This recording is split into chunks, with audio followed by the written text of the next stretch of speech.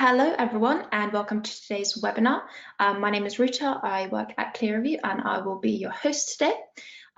Today we'll be talking about using performance management as a recovery tool for business. I don't want to harp on about the lockdown or the pandemic, but the reality is lots of businesses are struggling and might be struggling going forward. So whether it's cuts to your spending or redundancies, most of us will be expected to do more with less. And luckily, that's where modern performance management practices can really shine and fill that gap with increased productivity. With us today, we have Stuart Ahern, who's the CEO of Clearview. Stuart has over 15 years of experience as an in-house HR and a consultant, so you're in great hands, and he will be taking you through our 5-step model for productivity. As well, joining us is Jamie Allen, who is the CEO of Amplifier and Security. Now, Jamie is a Clearview customer, just to be transparent, but he's also an absolute performance management pro. He'll be talking to us about his experience with performance management, but also this is your chance to ask a CEO any questions you might have about engaging senior leadership and getting performance management to the top of the agenda. As always, the slides and the recording will be sent to you in an email after this, and make sure that you're asking questions throughout the presentation, because we'll take them all towards the end. Without further ado, I will hand you over to Stuart, who will kick off the presentation with a poll question. Thanks, Rita. We're moving on to the first poll, which is: what purpose does performance management currently serve in your organization? So is it mainly about gathering data for pay or promotion decisions, tackling underperformance, or improving productivity across the entire organization?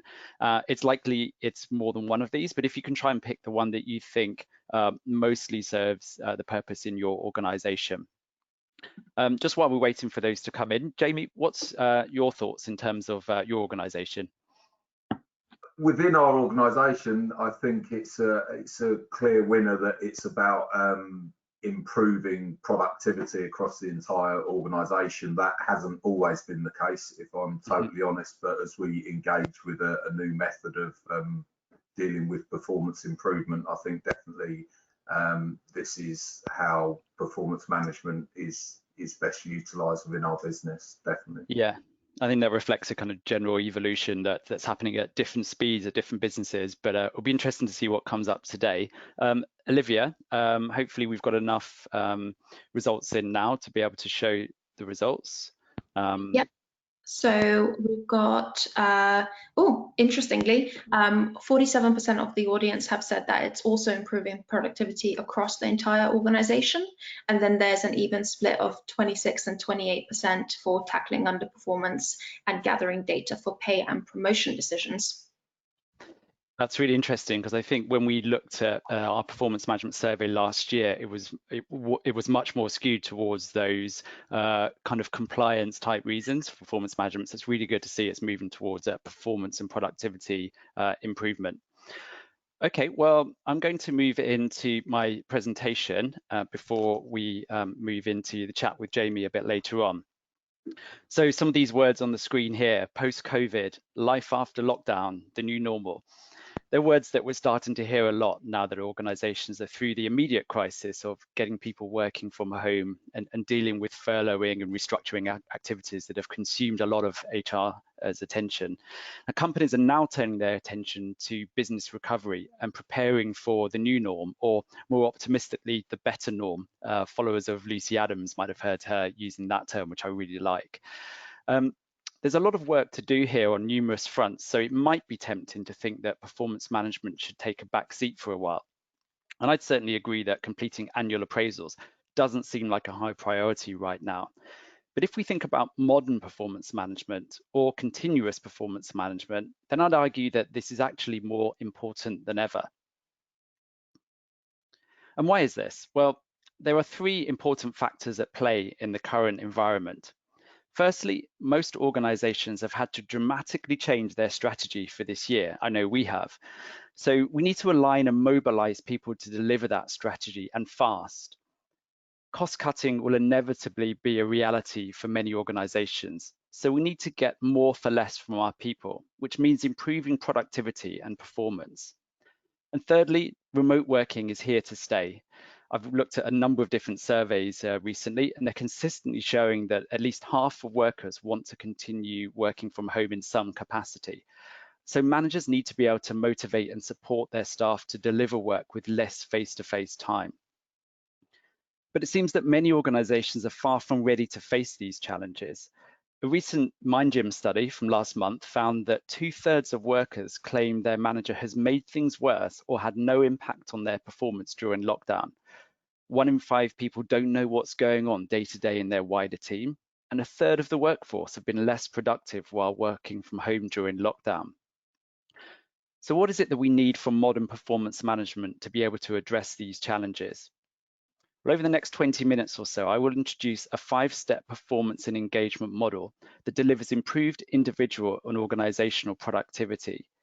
Now, whilst many of the concepts behind this approach that you're seeing on screen here are not new, what we now know from data in our clear review system is that where organizations embed these 5 practices, their employees successfully achieve 33% more of their objectives. So there's clearly a lot to play for that makes this worthwhile. So the first step in this model is aligning employees' deliverables to your strategy. Now, our key tool for doing this has always been objectives. But for objectives to be an enabler of productivity, we need to shift our mindset away from them being an HR-owned activity for the purposes of measuring performance and making pay or promotion decisions, to being a business-owned practice that enables strategic plans to be successfully delivered. Now, this evolution had already started way before COVID happened, and there's been 2 factors that have been accelerating. Firstly, the pace of organizational change is increasing. In most organizations, 12-month-long objectives just no longer cut it, as requirements will have inevitably changed by the end of the year. And secondly, the rise in popularity of OKRs, or objectives and key results. John Doerr's Measure What Matters book from a couple of years ago has introduced the concepts of OKRs to a global audience, and it's pretty much become mandatory reading for most CEOs and board members over the past couple of years. Now, there are 3 ingredients that we need for objectives to be effective in the modern working environment. Firstly, objectives need to be clearly aligned to strategic goals, and this mustn't be an afterthought. People need to understand how they're contributing to the bigger picture. Secondly, objectives need to be agile.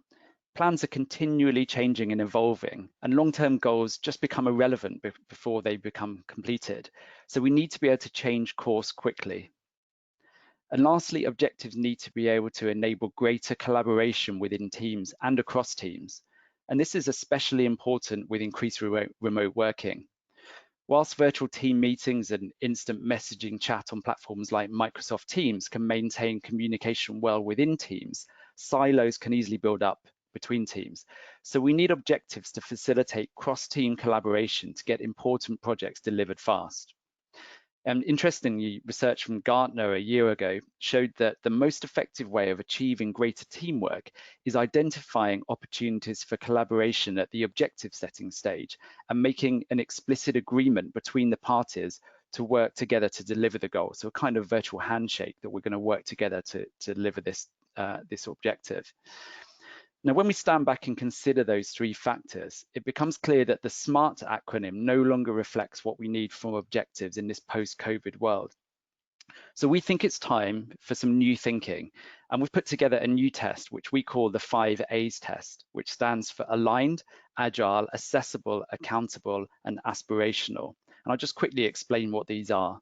So aligned means an objective aligns with and drives the wider team and organizational goals. Agile means the objective is near term, so typically being achievable in the next 1 to 4 months, and is reviewed at a cadence that keeps it relevant and meaningful. So for example, every quarter. Accessible means an objective can be clearly measured, so it's easy to know when it's been achieved. Accountable means an objective is within the employee's control to deliver, so it hasn't just been handed to them by someone and they can't influence it. And it also means that where collaboration is required to achieve it, this shared ownership is made explicitly clear and is agreed up front. And lastly, aspirational. which means an objective is stretching and successful delivery of it will drive high performance. Now, in traditional performance management, most effort went into the objective setting at the start of the year and measuring outcomes at the end of the year. But reviewing achievement at the end of the period is too late to intervene when things haven't gone to plan. And as we all know, things rarely do go to plan. So if we want to improve productivity, we need to focus efforts on the bit in between, so the actual delivery of the goals. And the best way of doing this is through having regular structured coaching conversations, or check-ins as we often call them, between managers and employees. Now, interestingly, a 2018 study by McKinsey found that these conversations have the single biggest impact on the effectiveness of performance management, closely, interestingly, followed by aligning performance goals to business priorities, which was our step number one. And those organizations whose managers regularly coach their staff were twice as likely to outperform their competitors. But the report also found, more concerningly, that only 30% of companies in the study had actually embedded coaching conversations. So what's holding things back? Well, last year we commissioned the 2019 Performance Management Report, and it actually shed some light on this specific issue. When asked what concerns organizations had about changing and evolving their performance management, the top two cited reasons were managers' desire or availability and managers' ability or capability. Now, desire has always been an issue in performance management, but COVID and increased remote working presents a burning platform for change here. I think few managers would argue that checking in with team members regularly is not important right now. So it gives us an opportunity to double down on the situation and make sure that managers and employees are crystal clear on the why and what's in it for me of having regular check-in conversations. Now, when it comes to managers' ability, this actually goes beyond training, although clearly that is important. Coaching doesn't naturally come to most people, so we need to provide managers with in-the-moment coaching prompts and questions that they can use during check-ins.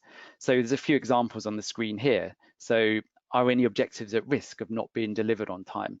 What obstacles are getting in the way? How might we overcome these? What are the options for overcoming them?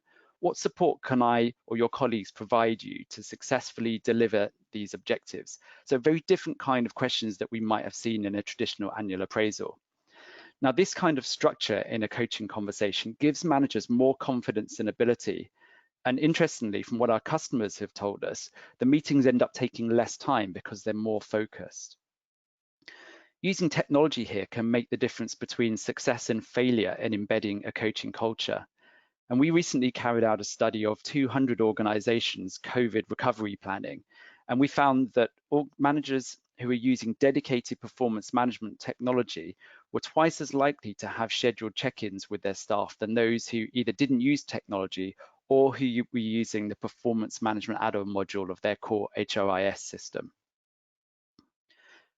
The third step in the model is about optimizing well-being and engagement. Now, the COVID pandemic has elevated employee well-being to being one of the top priorities for organizations, and quite rightly. In fact, Mercer's 2020 Global Talent Trends study found that it was the #1 workforce concern amongst executives, interestingly just ahead of a consumer-grade digital experience. Yet the study also found that only 29% of HR leadership had a defined health and well-being strategy in place. But we shouldn't view well-being as merely a COVID-related issue. Workplace well-being and engagement is critical to achieving high performance and productivity. This slide here shows the summary of a meta-analysis of 90 individual research studies, which showed that work engagement, which is a scientifically validated measure of employee well-being and engagement, is a higher predictor of work task performance than any other factor, and 3 times higher than leadership. But if we're going to proactively leverage workplace well-being and engagement, we first need to solve 2 problems. Firstly, how we can measure it regularly and accurately. And secondly, how do we improve it? Now, lots of scientific research has gone into how we can best define and accurately measure workplace well-being and engagement. And a couple of slides back, I showed how one such measure, work engagement, has the greatest impact on performance. And you can see here from the definition of work engagement that it encompasses both engagement and well-being at work, which makes it a very compelling measure to use. And that's why we use it within our Clear Review software. Now, the best previous measure of work engagement was something called the Utrecht Work Engagement Scale, or UES for short, which was based on 2 decades of scientific research. But the problem with the UES is that it has between 9 and 17 questions, which makes it too long to assess regularly. And most organizations now want to have a continuous pulse of well-being and engagement levels. So last year, we commissioned a scientific study led by workplace psychologist and author Ian McRae. And on the back of that research, Ian developed 3 factors that accurately reflect work engagement and well-being levels, and which can be measured in just 3 questions. And these are the 3 questions here. My work energizes me. My work gives me a sense of purpose. At work, I'm focused and time passes quickly. Now, measurement is only part of the solution, though. We also need to take action to improve it. But a 2018 Forbes study of 3,000 HR professionals found that 58% of them took no meaningful action on the back of their engagement surveys. And we need to change this if we're going to drive business recovery in a sustainable way. Now, the key to success here is enabling employees and managers to understand their own engagement and well-being levels and empowering them to take action themselves. So shifting that expectation away from it being HR's job. Now, once again, technology can be the enabler for this, because modern engagement tech not only measures engagement and well-being, but it can also provide automated suggestions for improvement based on people's answers, as you're seeing a couple of examples on the screen here. Now, this alone isn't enough. We also need to open up honest dialogue between employees and managers about well-being and engagement. Now, we've already talked about the importance of structured coaching conversations. Many of the organizations that we have worked with have built on these by including specific well-being discussion prompts in the conversations, or by making a specific well-being conversation template available to managers, like you can see in the example here. And what we now know from our data is that these techniques are actually working in practice. As you can see from the graph here, organizations using Clear Review saw a significant boost in the number of well-being conversations taking place during March and April, as many countries entered COVID lockdown. Moving on to step 4, which is about recognizing employee contributions.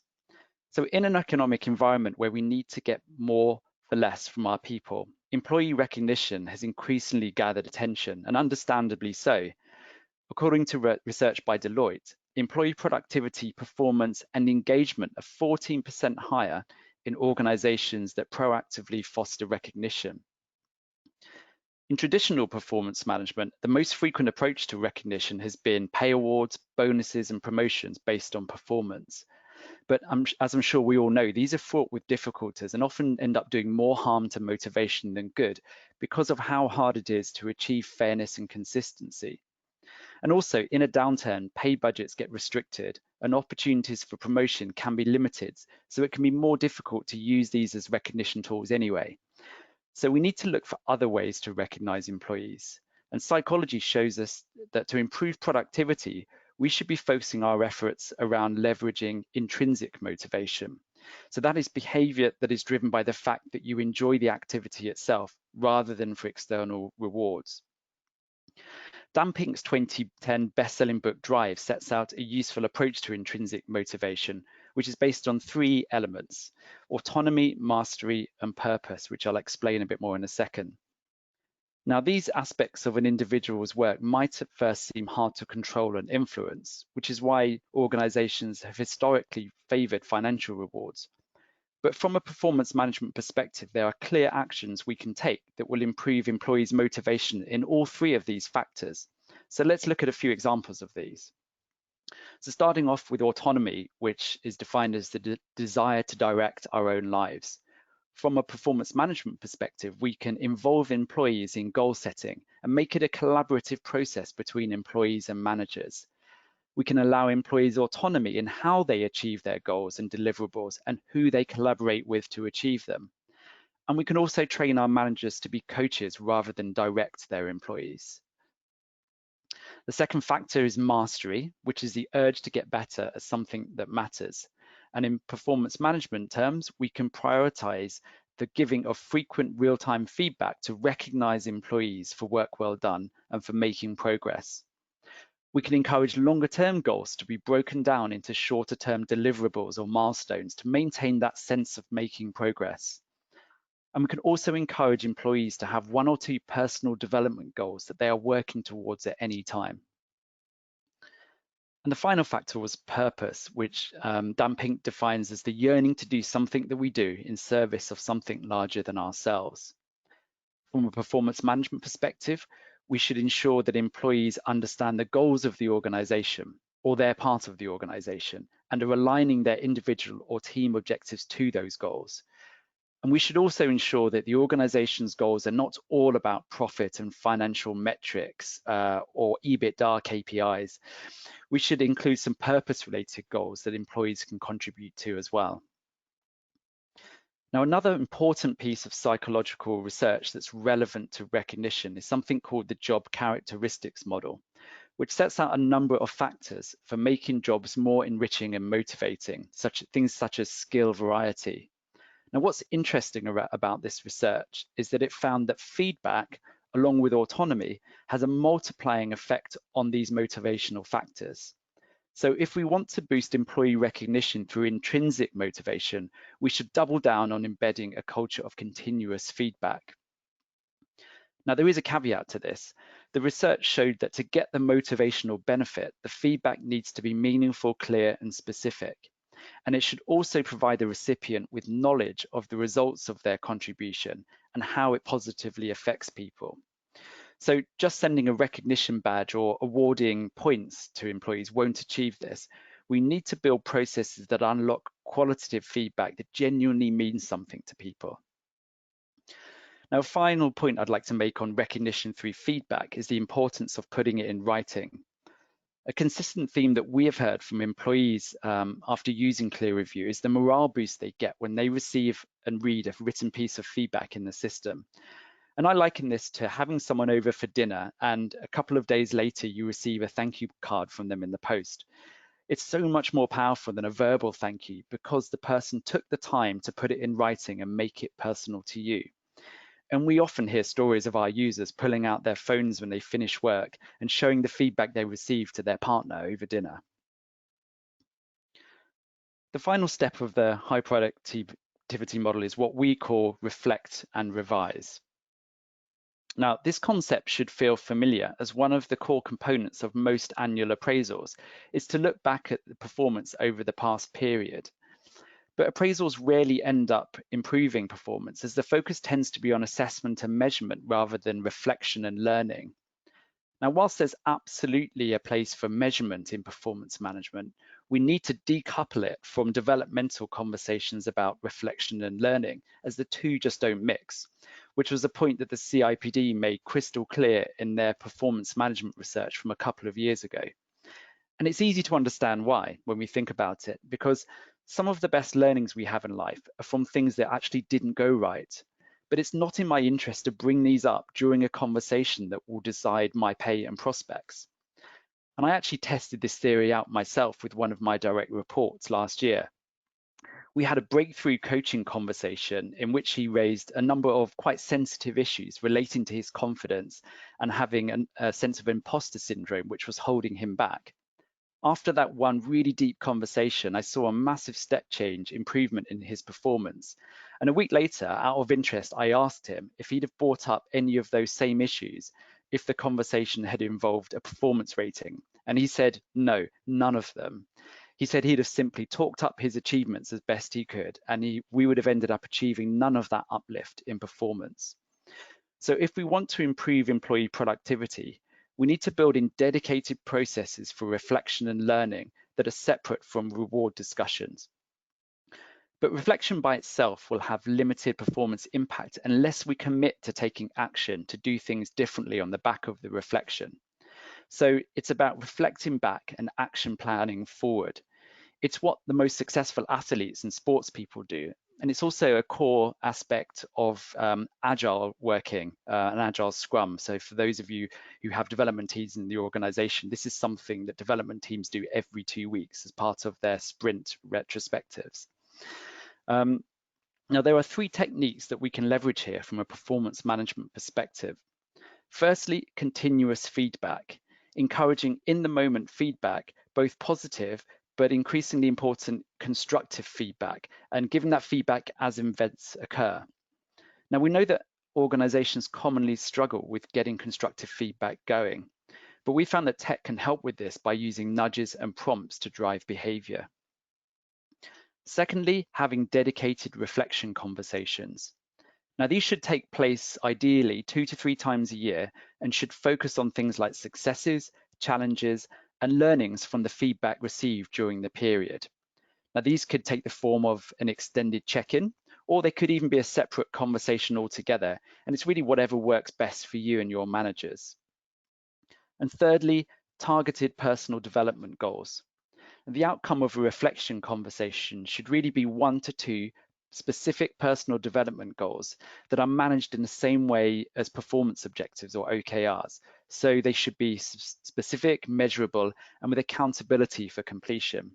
And this is very different from traditional personal development plans, which in my experience are typically put in the drawer and gather dust until the end of the year. Well, that's all 5 steps of the high productivity model covered off. As I mentioned at the start, our data shows that where organizations consistently carry out these 5 activities, their employees successfully achieve 33% more of their objectives on average.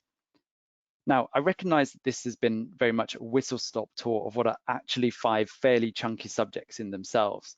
So if you want to learn more about them, you can sign up for our Performance Management Academy, where you can take free online courses in continuous performance management, as well as network with other HR professionals in our performance management community. So go over to academy.clearreview.com and check that out, or just go to our website and follow the link. Now, in a moment, I'm going to be talking to Jamie to get a CEO's perspective on using performance management to drive productivity. But first, it's time for our next poll question. So Olivia, if we can fire up the poll, please. And the question here is, which element of performance management do you have the most challenges with? Is it setting good quality objectives, getting managers to have regular coaching conversations, or creating a culture of continuous feedback and recognition? So Jamie, I'd like to get your view on this. What's been your experience of what you found most challenging around performance management? I think all 3 areas have their own challenges, and I think once you implement performance management, it's not implemented and left there. It's an ever-evolving process. So I think we've probably had to work quite hard on all 3 areas. We still monitor to ensure that we get quality objectives set by our team, because obviously the check-ins are as effective as the content that's discussed during them. We develop and train our managers, allowing them to develop their own coaching styles. We use things such as Grow, etc., as models for them to follow.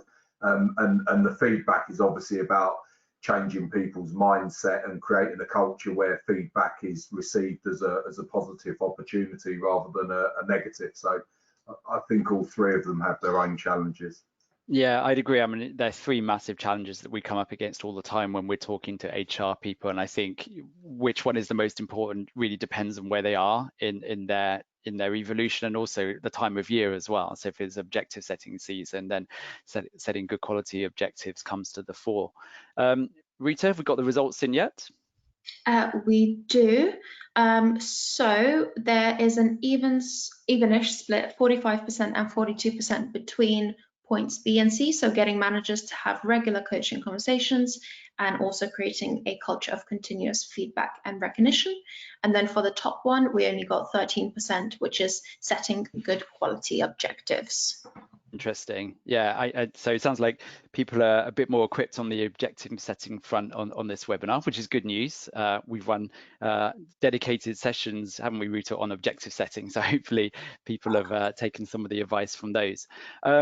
Okay, well, let's move into our next session, which is a Q&A with you, Jamie. So my opening question I wanted to ask you is I've just introduced these 5 steps. I'll put my camera back on as well. Which one of those 5 steps, if you had to pick one, most resonates with you? I think they're all very very relevant. I think the from a business point of view, the alignment of the deliverables to the strategy is important to us as a business, so that we've got everybody aligned, traveling in the same direction at the same speed, working towards the same outcome. So that's really critical for us. I think recognizing people's contributions are really important. Monitoring their sort of engagement, it increases their engagement, sorry, when we're recognizing their contributions, and it's important for the for individuals to be recognized when they're performing well, and they're working towards the objectives that have been set for them, and potentially the coaching is a big one for us, that we are leading people to be empowered and come up with their own solutions, as opposed to directing them. We're actually coaching them to develop their own skills and come up with their own solutions. So building on that sense of autonomy that we talked about from Dan Pink's work, allowing them to take ownership for that. Certainly, and it's hard. Different situations do require a different type of leadership. If it's a intense reactive response required, it's quite hard sometimes not to be directive and to actually lead your team and try and coach them into their own decisions. But I think making ourselves and our managers aware of that makes them a lot more conscious when they are doing check-ins and trying to mentor people. Yeah. And I think it's interesting that the first one you mentioned there was that strategic alignment to goals, because I've worked in HR for most of my career, and we are very supportive of coaching and helping people to improve and develop. But from a CEO's perspective, the company has to get work delivered, and I guess the bottom line, you've got to deliver that strategy, and that is, I guess, of prime importance.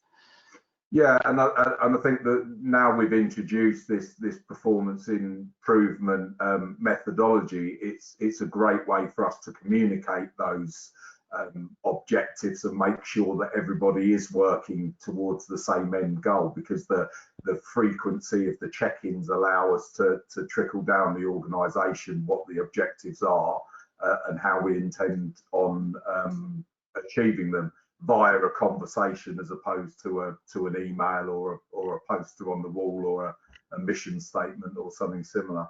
Yeah, it's just really bringing them to life. And again, as you say, if you're revisiting them regularly, it's kind of embedding them, as opposed to, I've worked in organizations where there's a big town hall meeting, this is our strategy, and off you go, and then you forget about it for X months and then not revisit it.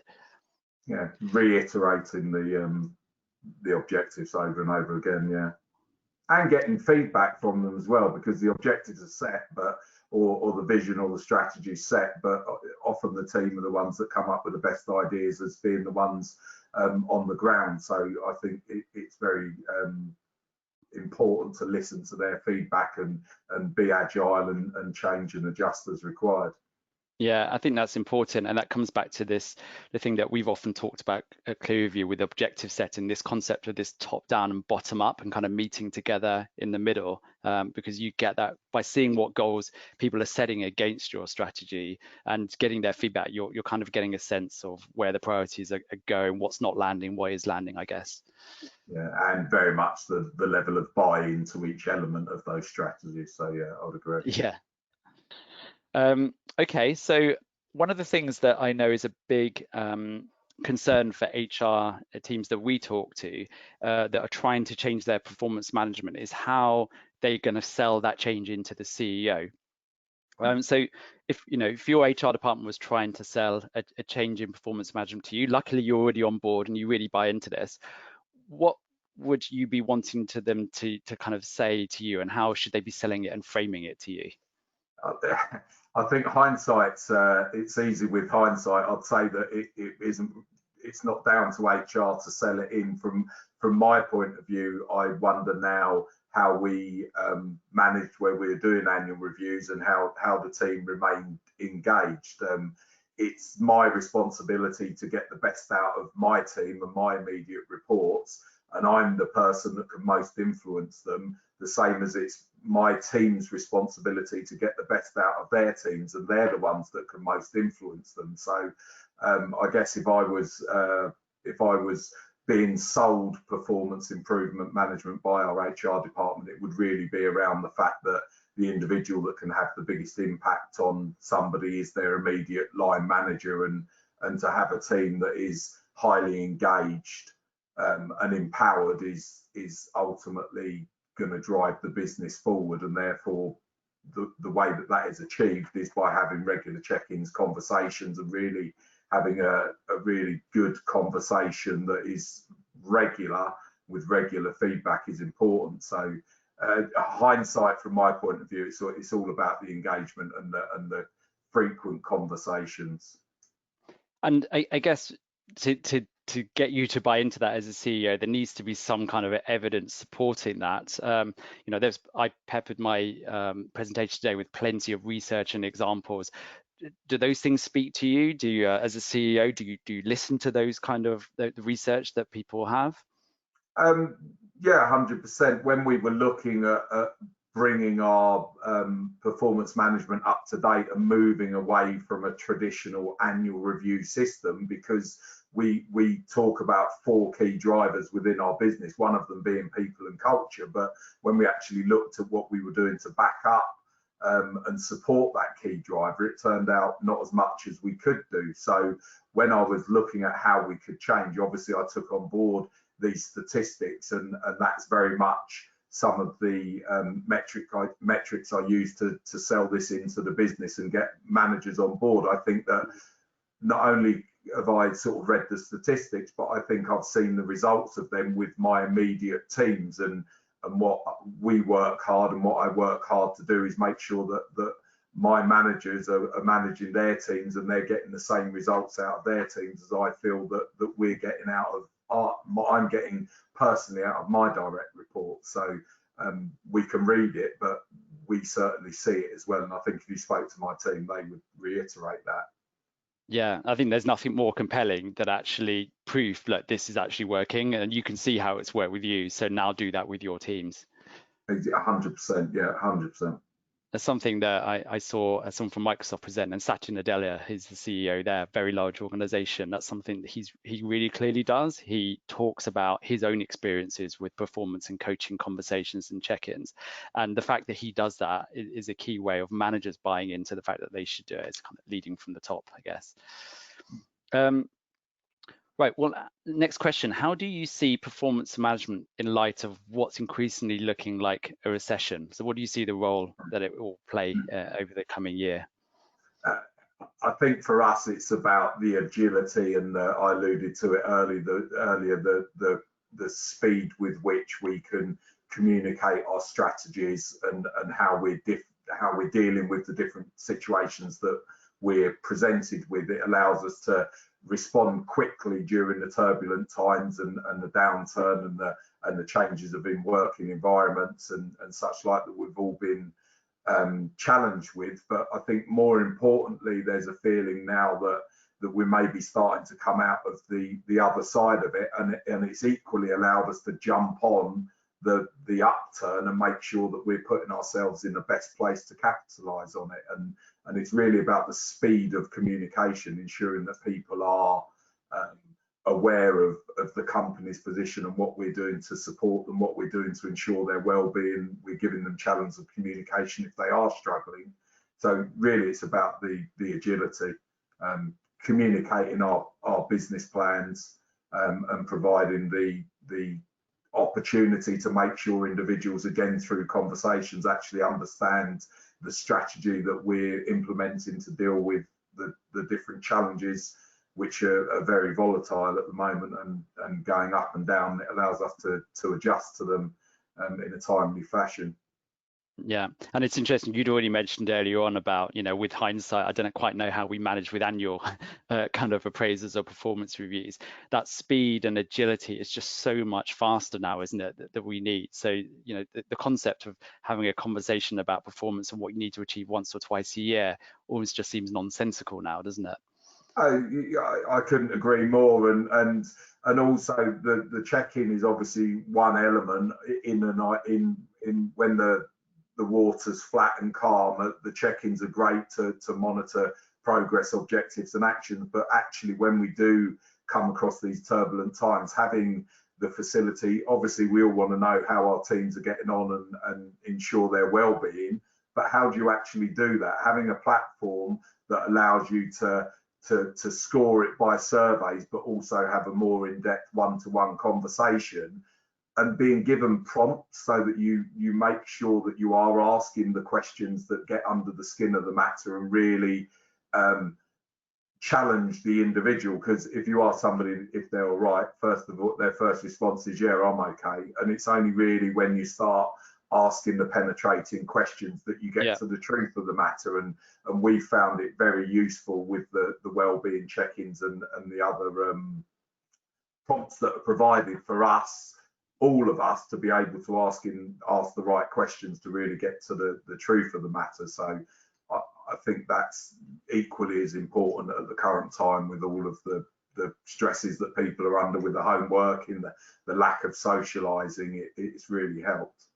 Yeah, in our check-in conversations, one prompt that we put in on that theme was first question, how are you doing? Second question, okay, how are you really doing? And then you have a totally different conversation that you would have had otherwise, Yeah, and again, I think each check-in you have, for me, is as much about having a check-in with your immediate leads or immediate reports as it is actually helping to coach and develop them to be able to have effective check-ins with their team. So if you do have a bit of a breakthrough moment, then it's elaborating on that and actually explaining the impact of that, so they can then go on and use that when they're doing their own check-ins with their team. So yeah, they're really enlightening. Good stuff. Okay. Next question. Do you think that performance management can be used to motivate and engage employees when pay rises aren't an option? So I guess we're picking up on that recognition part of the model that I talked about. What's your view on that? Yeah, I think 100%. We try and keep pay discussions away from check-ins generally anyway. But I think that definitely those check-ins can be used to motivate and engage, because we use them as an opportunity to give feedback. So we're recognising people's achievements and accomplishments, and you alluded to it earlier, where you're given that feedback, and it's not just a passing comment. It's a specific point is made of it, or it's put in writing. Obviously, that makes everybody feel good about themselves. It increases their self-esteem. When you're having the check-ins, for us, it's showing that we're available and supportive to our team, so it increases their belongingness. We kind of recognise that money isn't everything, and there's a lot of people when you first ask that will say what motivates you, and they'll say what I get paid. But I think the reality when you get into it is that isn't always the case. I think recognising an individual's potential, giving them clear progression plans, so that they can recognise their own potential, but have a clear pathway to how they realise that potential, their sort of self-actualisation. It definitely helps motivate, especially during these times when there isn't the carrot of money. And I think ultimately for us, we try and encourage individuals to do the job you want and prove you can do the job, and then we'll have conversations around money, as opposed to trying to put the money out as a carrot, and with no actual evidence that the individual is capable or competent to do the job. So I mean, pay is an inevitable part of why people do work, but it for us is not the be all and end all. And I think there's a lot of benefit through conversations and giving people a sense of belongingness, their sense of increasing their self-esteem. There's a lot of other ways you can motivate other than money in our experience, definitely. Totally. Okay, last question from me before we open up to open questions. So before I ask, if you have any questions, please send them in. So type them into the message, and Rita will be collecting those and posing the questions to myself and Jamie in a few moments. So last question. How do you ensure that managers are allocating appropriate time to performance management? Because this came up as one of the biggest blockers in our survey last year, was managers saying, I don't have the time, I'm too busy to do this. So how have you addressed that? Well, I think the first thing I would say is when we implemented this new performance management system, we did the initial implementation, but then we've also followed that up with a 12-month plan so that it is an ongoing, it's not something we've just introduced and left there. Yeah. So as part of that, I think one of the most important things is to make sure that the managers are trained and understand performance management, so that they can really understand the benefits that if they do implement it properly and give it the due time and consideration it requires, the benefits they're going to receive from it.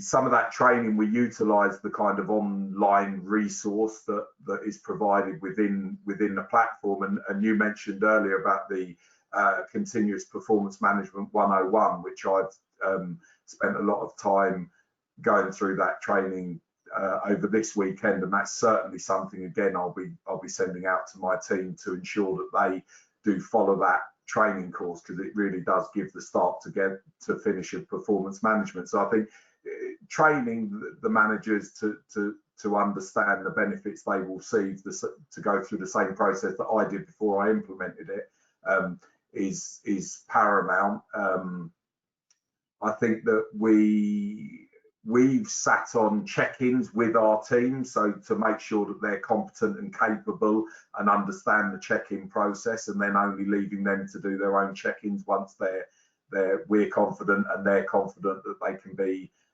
effective. I on a regular basis use the dashboard of the clear review system to see who has objectives set, who has actions set, when the last check-ins were, who's giving and receiving feedback. So that's a very quick, obvious way to review the organisation as a whole.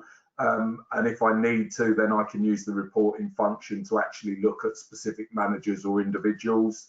I think in my experience, you actually start to see quite quickly a correlation between performance and quality of check-in.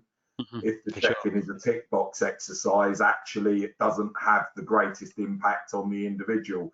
Whereas if the check-in is completed by somebody who's really embracing the process and can see the benefits of having a productive check-in more often than not because their own check-ins are productive, then that has a much more significant impact and effect on the individual. So there's a number of different ways. It can be challenging, and different managers have a different view on check-ins and the benefits. So some really embrace it and they need a lot less encouragement. Others need a bit more mentoring themselves in the benefits of the check-ins. Well, I think that point you made at the start was really important. It's not just about, hey, here's a big launch, off you go. You've got to view it as at least a years long kind of change management program, haven't you?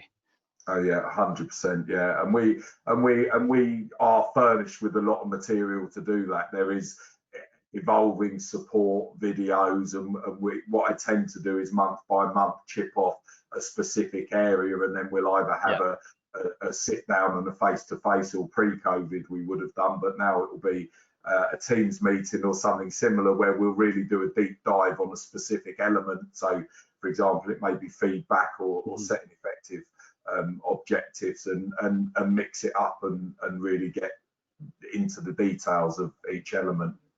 Good stuff. Okay, so that's the end of my questions. we're just going to do our final poll question before we go into open Q&As. So the last question is, what technology do you use to support performance management? So we've just been talking about technology there with you, Jamie. And so do you use no technology at all? Do you use free tools like Word, Excel, Trello? Do you use specific performance management software? Or do you use the performance module of your core HRIS system?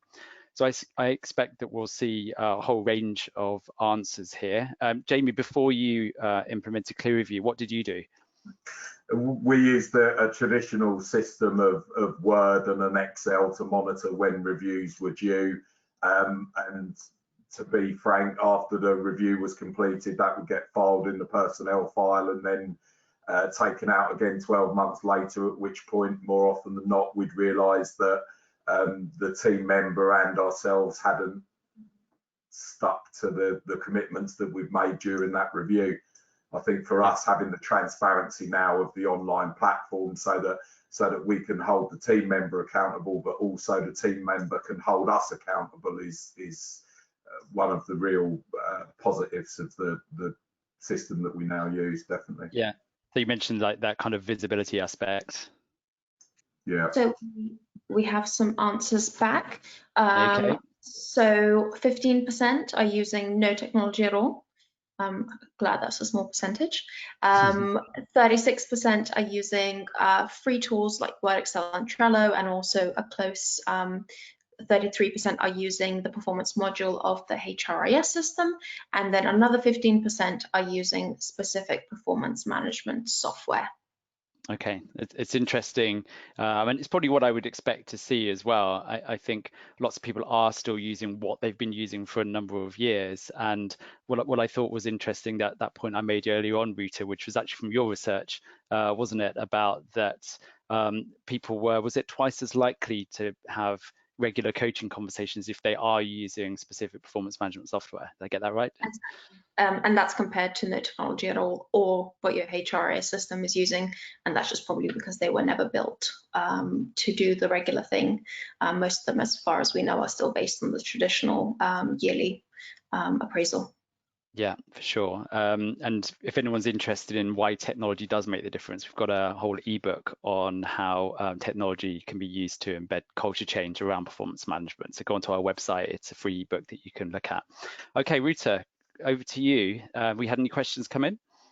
Yes, so a question to get us started, which is kind of on the topic of the last one you both covered, is obviously there's 5 steps, and that sounds quite simple, but there's quite a lot to do in each step, and a lot of managers are already overwhelmed by working remotely and all of the things that are happening. So where do you get started? If I want to go back to my organization after this webinar, where should I start? One thing that we often encourage is avoiding this kind of big bang, right? You have to do all this stuff from day one, and it's working out what's going to get you the most benefit at first. So of those 5 things, there will be one that will bring you the most benefit because you'll know what your challenges are, and start with that, and then start to introduce things gradually over time. So that's what we normally recommend, so it doesn't feel like too overwhelming when people first see that. That's our general advice. Jamie, what did you do? What was your kind of approach?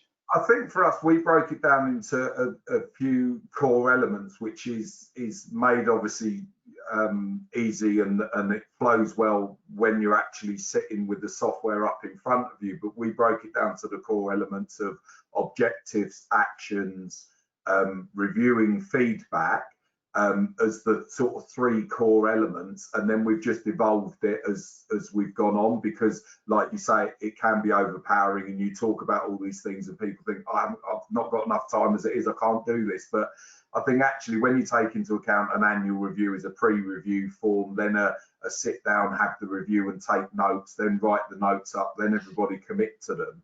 When you actually just streamline that process and it is more like a conversation, actually the time taken reduces, but the more you do it, the more familiar we all get with it, and the more benefit and the more specific we can start getting into the detail. So yeah, I think the software helps because it makes it a very simple, straightforward process. I think that's a really important point. If you get it right and you've got technology that streamlines it, all the 5 of those things doesn't take any more time than all the prep and writing up of an annual appraisal. It's just spread throughout the year. Okay. There's an interesting question about going back to the office. Essentially, the senior leaders assume going back to the office will automatically improve productivity, and the HR person obviously knows that that is not the case. How do you counter this? What would you say as a CEO, Jamie? What would you say about that? What's your view? I think it's interesting. I think that we've actually found ourselves, I don't know if I would agree that productivity has dropped by not being in the office. I think in a number of situations, productivity is actually increased by individuals being in their own space. And actually, we as a business have instigated regular twice daily check-ins within our teams that you wouldn't have normally done. So I think that allows you to be specific about objective setting and what you want to achieve in that half a day or that day. So I'm not sure, to be totally honest with you on that. I think that we're doing very well at home, and actually we've made some decisions around who will actually be going back to the office, and it's nowhere near the number of people that it was before COVID. Yeah, I think one of the things is to think about what was productivity like before the office, going remote. So if it wasn't great before, then going back isn't suddenly going to fix it. And I think there's one of the things I think that has really, and I mentioned this before, been brought up by this remote working, is the difficulties in getting collaboration going. And that's the key part of productivity, is people working to deliver stuff quickly across teams. That's how we get stuff delivered. And that's something that I think with the remote working has really shown is difficult. And I think it was already difficult anyway. I think there was already silos in most organizations, but this has kind of almost shone a light on it. So if we maybe think of, using the current situation that's shone a light on things that were maybe already a problem anyway, and use that as leverage with the CEO. Also, something that I've seen quite a lot of organizations do is just to put out a survey and actually get their people's voices back and being heard. So, are you more productive? Are you less productive? How much of an issue is this? Because as a singular person, it's hard to carry that message. But if this is what your organization is saying, I think that's a lot more powerful. And then if it's still an issue, then I'm sorry. One more question, I think. It's to do with the work engagement. A couple of slides that you showed, Stuart. So we have our own basically measure of work engagement, but the person here is asking, is that comparable to an EMPS or a normal survey? Yeah, interesting. So I've actually got, it's not on my slide deck here, but we've actually done some research, or Ian, who led this research, did some research about the effectiveness of work engagement compared to things like ENPS, which measures actual loyalty to an organization. So, would I recommend someone working here? It's a kind of measure of loyalty, and it's about twice as impactful on performance as loyalty measures. So yes, there is research on there of the effectiveness of work engagement compared to EMPS, and that research seems to suggest it's about twice as impactful on performance. I guess also from some people that we've spoken to before as well, we've heard that they might be very proud of where they work, but their actual job and the work they do day to day isn't energizing them and isn't making them feel like they have a purpose. So it's a different question. It's whether you're proud versus whether you're having a great time at work. Yeah, so I'm not saying EMPS isn't useful, because it is, because a measure of loyalty is useful. It's just not a predictor of performance very strongly. And as you say, the reason for that, I could love the company, but really not be performing in my job for whatever reason. So it's important, that we do look at work productivity and work engagement. But EMPS might be an interesting measure to look at maybe once a year or something like that. But we would advocate doing something more frequently that's really going to impact your performance and productivity. Wonderful. Well, we are almost at the hour. Thank you so much for both Stuart and Jamie for joining us, and also all of our attendees. As I mentioned, all of the links, the slides, the recording will be emailed to you either today or tomorrow. So look out for that. And hopefully we will all see you in the academy, taking courses and getting involved in the performance management communities. So thank you guys, and we will speak to you all soon.